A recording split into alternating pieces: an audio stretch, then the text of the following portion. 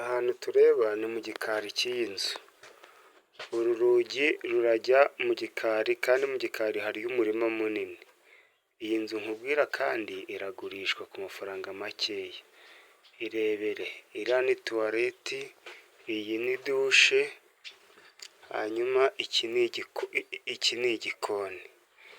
Iyi ni inzu nini, iyi tureba yindi ni anegisi. Turebe iyi nzu nini rero, uwo ni umuryango wo mu gikari wayo uko imeze, hanyuma iyi ni ya anegisi yo mu gikari naberetse, iki ni igipangu.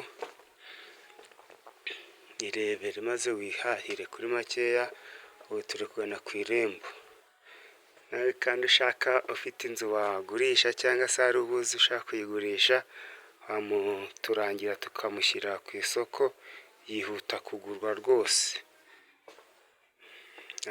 Aha ni ku irembo, iyi tureba ni anegisi yayo yo ku irembo, iyi ni porotaye ku irembo. Ndaje nyiberekere ku irembo, ihagaze inyuma hanze hari umuhanda, hanyuma wigurire amafaranga makeya.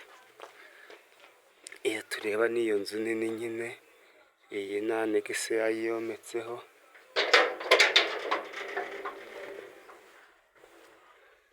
Aha ni mu irembo, uyu ni umuhanda wayo, uraza ukinjira aha kuri porotaye.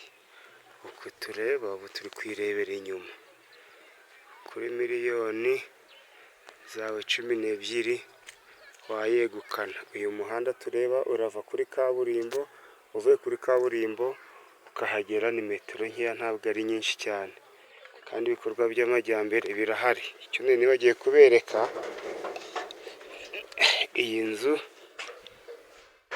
ifite amazi. Kuri miliyoni 12 ntabwo wahombye, ntabwo uzajya ujya kuvoma kure, dore robine ngiyi. Ibindi dutegereje kumva ko muzashima. Murakoze. Hamagara kuri telefone 0783504635. Icyo twavuze ngo nawe nimba hari iyo ushaka kugurisha, watubwira tukagushyira ku isoko. Igiciro rwose humura, nta mafaranga tuzaguca, tuzumvikana nyuma wabonye ko wungutse. Murakoze cyane, muhahe muronke.